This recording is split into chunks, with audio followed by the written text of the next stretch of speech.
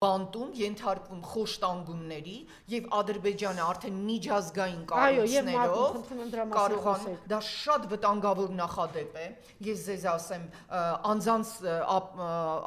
այսպես կամայական կալանավորման գծով հանձնախումբը ՄԱԿ-ը բազմաթիվ այդպիսի հանձնախմբեր ունի եւ Ադրբեջանը իր խավիարային կեղտոտ փողերը լվանալու այդ լվացքատան Ալիևյան լվացքատան գումարներով արդեն այնտեղ գտել է այդ յուտ խնդրեմ տեսեք այս տիկնոջը այդ Յուտկիվսկան Հաննա Յուտկիվսկան որը ծառայություններ է մատուցում Ադրբեջանի նավթային ընկերություն Սոքարին եւ ինքը միաժամանակ եվրոպական դատարանում մարդու իրավունքներ է պաշտպանում եւ այդ հանձնախմբի փորձագիտական եզրակացությունն է ղեկավարել եւ այս թվականի փետրվարին նրանք եզրակացություն են տվել որ պարզվում է Ռուբեն Վարդանյանի ձերբակալությունը կամայական չէր Այսինքն նրանք պաշտպանել են Ադրբեջանին, որ այստեղ հիմքեր կան։ Եվ դուք պատկերացնում եք, ՄԱԿ-ում ինչպես է այդ եզրակացությունը մտնում է, սկսում է հիմք դառնալ մյուսների համար։ Ստեղծվել է նախադեպ եւ դրա հիման վրա նրանք շուտով նոր եզրակացություններ կտան, արդեն Բակո Սահակյանի, Արկադի Ղուկասյանի, Լևոն Մնացականյանի, Դավիթ Բաբայանի ու մնացած բոլորի վերաբերյալ եւ Ալիևը կարողանա փաստաթղթավորել իր սև ապօրինի գործը դարձնել այսպես ասած իբրև սպիտակ եւ միջազգային փաստերով ապացուցել որ բանտում գտնվում են ոչ թե Արցախի հայ բնիկ հայ ժողովրդի ազգային ինքնորոշման համար պայքարած եւ Արցախի հանրապետությունը հռչակած ազգային գործիչներ այլ ինչ որ ահաբեկիչներ Սա այդ ահաբեկիչներին դատելու սոսկալի պատի բարձրացման առաջին քարն է եւ ինչ է անում Հայաստանի Հանրապետության ՄԱԿ-ում ներկայացուցիչը ինչ է անում Հայաստանի Հանրապետության արտգործնախարարը արդարադատության նախարարը ոչինչ Դրա փոխարեն միջազգային դատանի առաջին դատախազ Լուիս Մորենո Օկամպոն, որ գիտենք նաև ցուցակը կազմեց Արցախում տեղի ունեցող ցեղասպանության եւ այնտեղ ընդգրկեց Ալիևին իր ամբողջ հանցախմբով, այդ մարդը բացահայտել է, որ Յուտկիսկան թաքցրել է իր կենսագրությունը Իսկ ՄԱԿ-ի կանոնագրքով, երբ կա շահերի բախում, դու իրավունք չունես լինել այդ հանձնախմբում։ Դու ինչպես ես դա ղեկավարում։ Դու ինչ եւ նրա ամուսինն էլ ադրբեջանական ցակման ինչ որ ուկրաինական քաղաքական գործիչ է, որը ամբաստանվում է կոռուպցիայի մեջ եւ մեր 44-օրյա պատերազմի ժամանակ քանիցս Ուկրաինայում հրապարակային ելույթներ է ունեցել, պաշտպանելով Ալիևի զավթողական ըստ էության ցեղասպան քաղաքականությունը, ընդդեմ ինքնորոշված իր ինքնորոշման իրավունքը իրականացրած Արցախի ժողովրդի։ Եվ հիմա նրանք նստել լռում են եւ արդարադատությունը պաշտպանելու պահանջը մնացել է միայն Օկամպոյի ուսերին։ Այդ Յուտկիսկան ինչի մասին է մտածում։ Մենք հիմա պետք է առաջինը պահանջենք հետևելով Օկամպոյին, որպիսի այդ եզրակացությունը չեղյալ հայտարարի, որովհետեւ այնտեղ շահերի ակնհայտ բախում կա։ Այս տիկինը չի կարող մարդու իրավունքները պաշտպանել, որովհետև ինքը ադրբեջանական այդ փողերի լվացման սխեմաների մասնակից է, այդ լվացքատան մեծագույն Ալիևյան, քանի անգամ են Ալիևին ամբողջ աշխարհում ճանաչել որպես թիվ 1 կոռուպցիոներ, այդ ամբողջ կոռուպցիոն սկանդալները նաև Սոկարի հետ կապված, այս կինը դրանք լվանում է եւ ինքը նաև կարող է լինել ՄԱԿ-ում, պատկերացնում եք, փորձագետ մարդու իրավունքների պաշտպան։ Եվ մենք լռում ենք, ինչ է մեզ էլ է ձեռ տալիս, հա, որ այդ բարձրացվի այդ պատը եւ փաստորեն ապացուցեն, որ Բաքվում գտնվում են ոչ թե անմեղ հայ գործիչներ ազգային, որոնք իրականացրել են ազգերի ինքնորոշման սկզբունքը եւ սկսել են հենց Ռուբեն Վարդանյանից։ Հրաշալի իմանալով, որ դա այսպես օղակ է, այդպես կգնա, եթե Ռուբենի պարագայում հաջողեն, աստիճանաբար այսպես կբարձրացնեն եւ ամբողջ Հայաստանը եւ հայ ժողովրդի բոլոր ներկայացուցիչներին իդեպ կհրճակեն որպես ահաբեկիչներ եւ մեր ազգային ազատագրական ինքնորոշման համար օրինական պայքարը կներկայացնեն որպես ահաբեկչություն ցեղասպանը մեզ դարձնում է ահաբեկիչ եւ մենք լռում ենք Ես կարծում եմ, որ մենք պետք է միասին շարժումը դրա վերաբերյալ հայտարարություն է անելու, չի կարելի լռել, հասկանում եք, ուրիշ մենք այնպիսի սարսափելի բաներ ենք լռությամբ կուլ տալիս։ Միքայել Աջապահյանին, Ապորինի կալանավորեցին, դատապարտել են 2 տարվա։ Ռուբեն Վարդանյանին այդպիսի կոռումպացված, կասկածելի կապերում ներքաշված տիկինը ՄԱԿ-ի անունից, հասկանում եք, Յուտկիսկան հույրանունից չի գրել այդ եզրակացությունը։ Դա ՄԱԿ-ի անձանց կամայական կալանավորման ու լռություն մեր կողմից, լռություն։ Մենք չգիտենք, տեսեք ինչ է անում Նեթանյանը, Իսրայելի ժողովուրդը ինչ է անում։ Իսրայելում մարդիկ 100,000 դուրս են գալիս գերիների համար։ Իրենց գերիների ազատությունը։ Իսկ մենք գերիներ ունենք եւ ներսում, եւ դրսում։ Դա սարսափելի ողբերգություն է ու ոչինչ չեն անում։ Ես պարզապես պահանջում եմ այդ մարդիկ մեր արդարադատության նախարարությունում, ՄԱԿ-ում,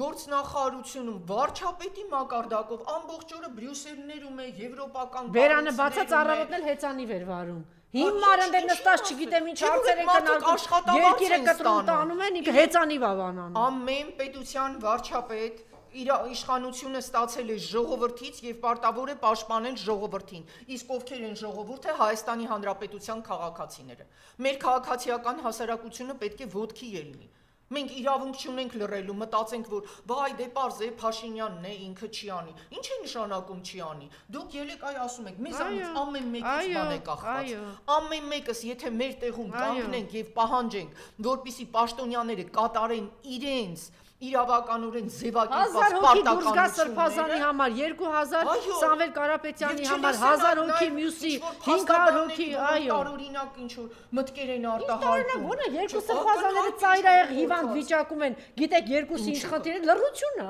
փաստաբանների կողմից հետո այնպիսի իմաստուն ասում են ոչ մենք գիտենք որ այսպես է լինելու իսկ եթե գիտեիք ինչու թույլ տվեցիք դա Արմեն Գրիգորյանի փաստաբաններն էլ գիտեին տեսանք ինչ եղավ հա չի դա սարսափելի Հիմա դուք չգիտեք որ Միքայել Սրբազանը ինչ վիճակում է ասեք Միքայել Սրբազանը չի ուզում բարձրաձայնի հետո մենք պիտի լռենք փաստաբանները պիտի լռեն ես չեմ հասկանում մենք գիտենք որ պարզ է դիմանում ենք թուրքերին հետո էլ պարզի որ Արմինե Մելիքսեթյանը ոչինչ թող ծորի փաստաբանական չի Պալատի ակադեմիա բայց ինչու եթե մի մարդ որը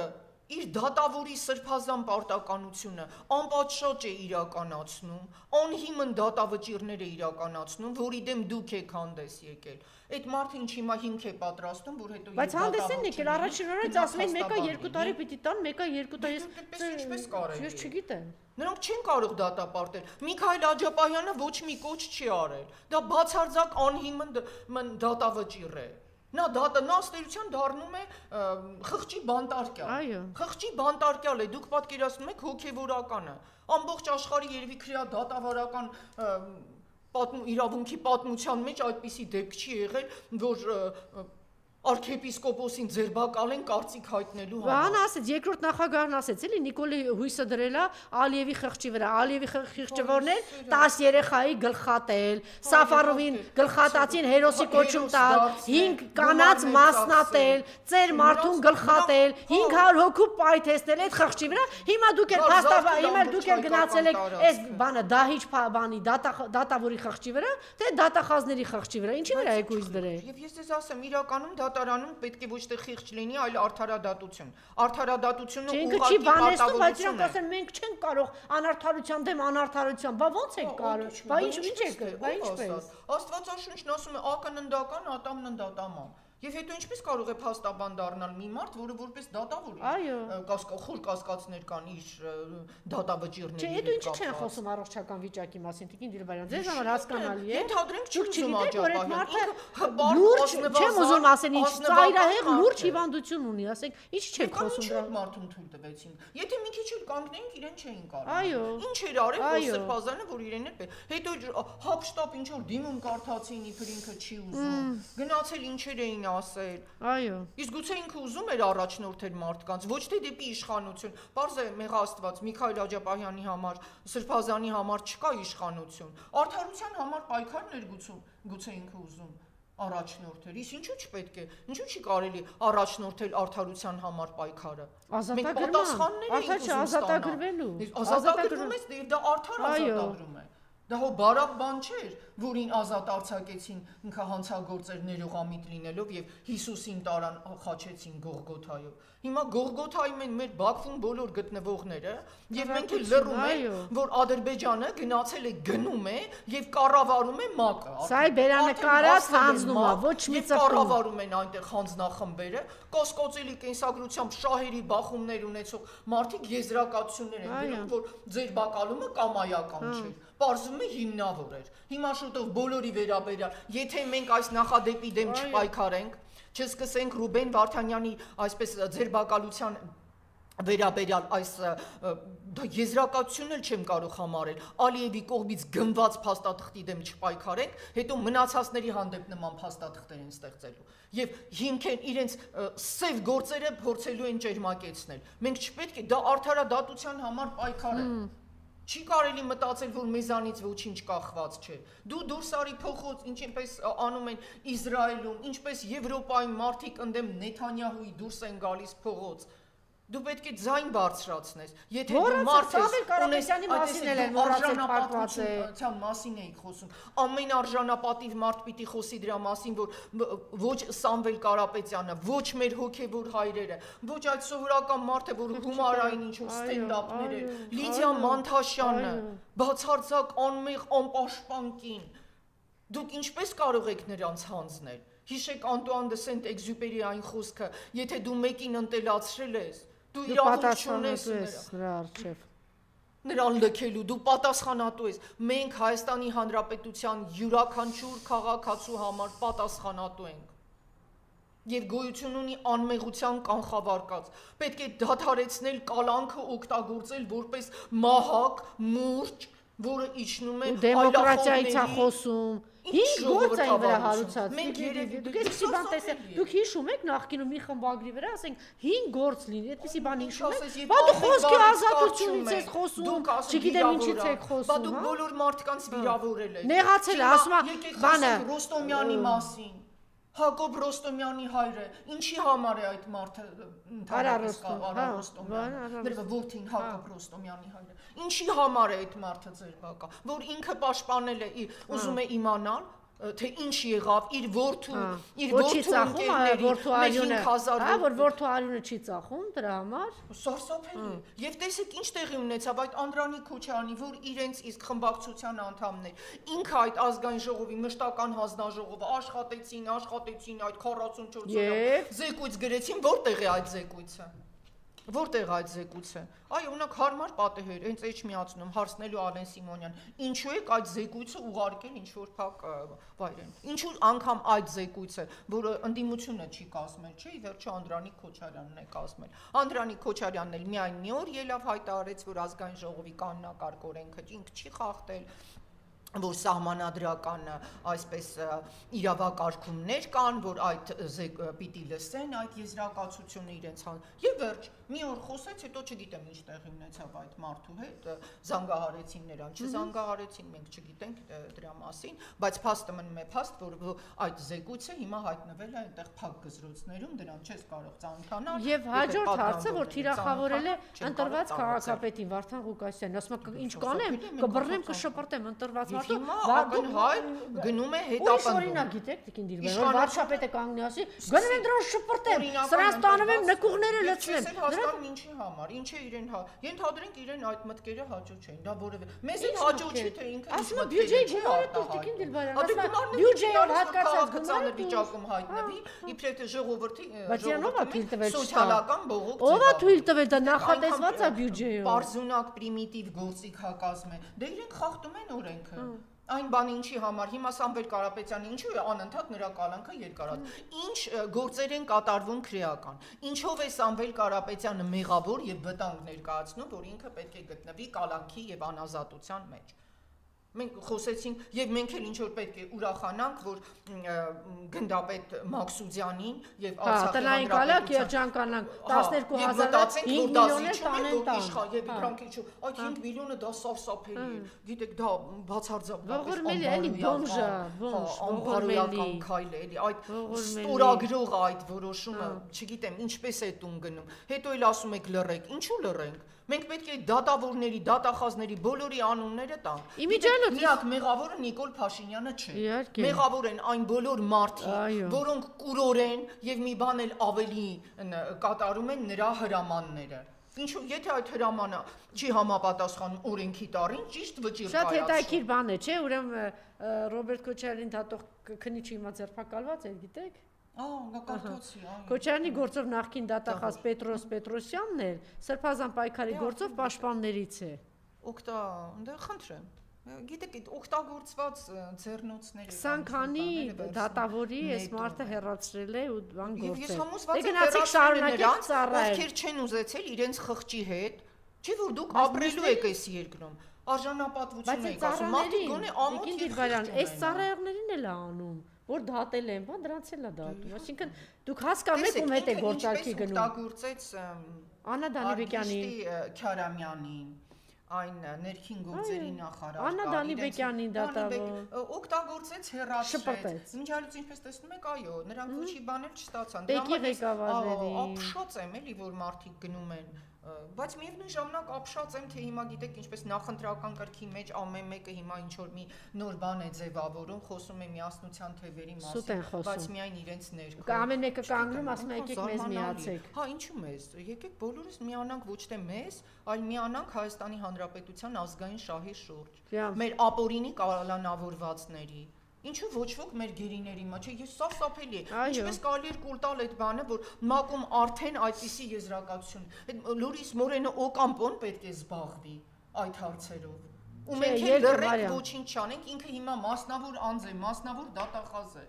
Այդ մարդիկ Հայաստանի Հանրապետության քաղաքացի են։ Կամ ինչու պետք է Լիդա Մանթաշյանը գտնվի անազատության մեջ։ Դա սարսափելի է։ Ես կարծում եմ մենք պետք է համախմբվենք ու յուրաքանչյուր քաղաքացի պետք է իմանա, որ ինքը պետք է պաշտպանի օրենքն ու արդարությունը։ Ինքը պարտավորվածություն ունի։ Այո։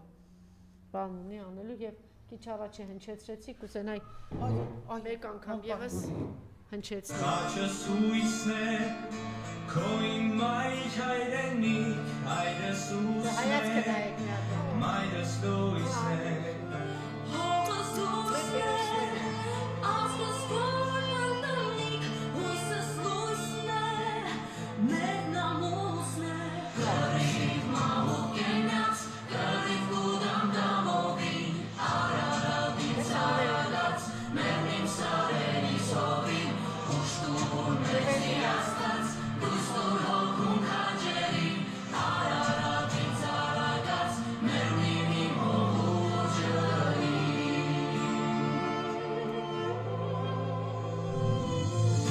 Դոնու տեղս, երազիս կտեսին վարկան տեղս, հոգու տեղս։ Դու տեղս, ես կենթան կհասնին իմ Ասել է ջան։